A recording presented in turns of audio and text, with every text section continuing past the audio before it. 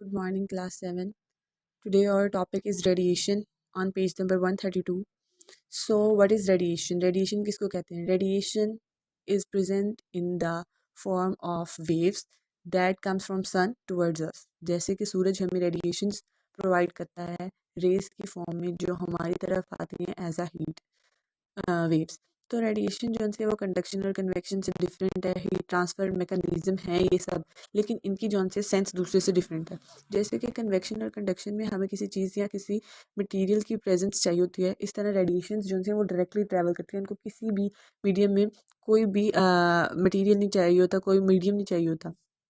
अब उन्होंने एक एग्जांपल दी हुई है एक सन की और एक पर्सन की, कि जब हम एक जगह खुले एरिया में बैठे होते हैं सनलाइट के नीचे, तो हमें आहिस्ता आहिस्ता सूरज की वेव्स जब पड़ती हैं तो हमें हॉटनेस फील हो जाती है। ये इसलिए होती है कि हम लोग हीट एनर्जी जो सी है वो सनलाइट से हीट एनर्जी अपने अंदर ऑब्जर्व कर रहे हैं।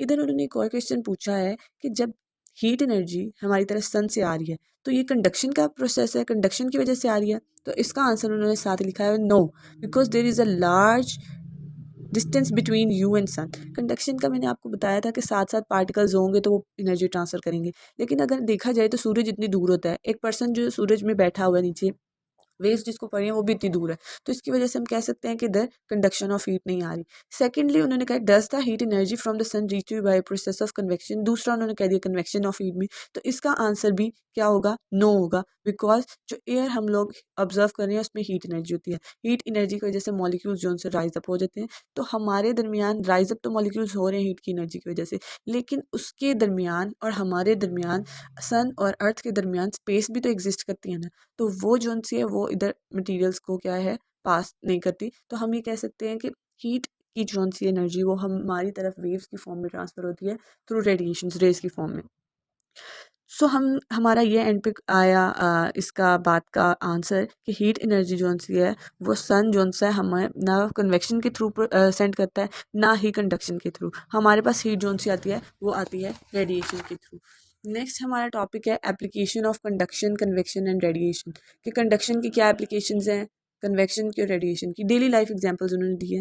Heating of utensils while cooking food, जब हम लोग फूड बना रहे होते हैं तो हमारे जो से हम लोग बर्तन यूज़ कर रहे होते हैं वो हीटअप होते हैं, वो किसकी एग्जांपल है, किसकी एप्लीकेशन है? कंडक्शन की। कंडक्शन हीट जो सी नीचे से आहिस्ता आहिस्ता पूरे ही बर्तन को गर्म कर देती है। Heating of metallic plates of an electric iron while pressing cloth, अब आपको पता है जब हम आयरन ऑन करते हैं तो आहिस्ता आहिस्ता उसके अंदर हीट जो सी है वो इंक्रीज हो रही होती है। पहले एक पार्ट इंक्रीज होता है, फिर दूसरा होता है, आहिस्ता आहिस्ता वो सारा इंक्रीज होने लगता है। Heating of metallic coin in iron rod which is use to heat the water, जैसे हम लोग उसको कहते हैं वाटर को हीटअप करने के लिए हमारे घरों में भी आयरन रॉड्स होते हैं वो हम वाटर में रखते हैं, तो आहिस्ता आहिस्ता वो वाटर को टोटली जो उनसे गर्म करते थे। लेकिन स्टार्टिंग प्रोसेस इसका यहाँ होता है कि जहाँ पे वो रॉड हम डालते हैं ना, हीटिंग रॉड, वो वहाँ से वाटर को गर्म करना स्टार्ट होता है और वाटर मॉलिक्यूल जो उनसे वो मूवमेंट करके ऑल ओवर द सरफेस फैल जाते हैं, अपनी एनर्जी ट्रांसफर करते हैं, तो सारा पानी गर्म हो जाता है। Welding of two metal plates together, इसमें भी वेल्डिंग में भी हम लोग जो उनसे हमारी एग्जाम्पल आती है कंडक्शन की। अब दूसरी उन्होंने बात की है कि यूजेस ऑफ कन्वेक्शन। अब कन्वेक्शन मोस्टली मैंने आपको बताया था लिक्विड्स में होती है। अब लिक्विड्स में उन्होंने बताया कार इंजन में, जब हम लोग कार इंजन को कूल डाउन करने के लिए कन्वेक्शन करंट्स यूज़ करते हैं वाटर पाइप्स के थ्रू, जो गाड़ी के वाटर पाइप्स होते हैं। राइजिंग एयर ओवर लैंड, आगे मैंने आपको बताया कि लैंड से जो सी एयर राइज होती है वो फिर सी ब्रीज बन के आती है, ये हमने लास्ट पढ़ा था।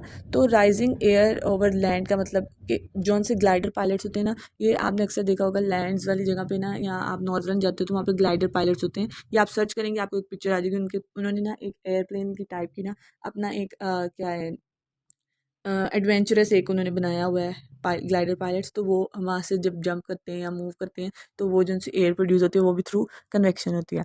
एयर कंडीशनर्स जैसे कि एसी वगैरह जो उनसे हैं वो सीलिंग में हमारे फिट कर दी जाते हैं ताकि वो क्या कर सकें, कन्वेक्शन करंट्स पास कर सकें। लैंड और सी ब्रीज आगे मैंने आपको बता दिया। उसके बाद हमारे पास आता है कि रेडिएशन।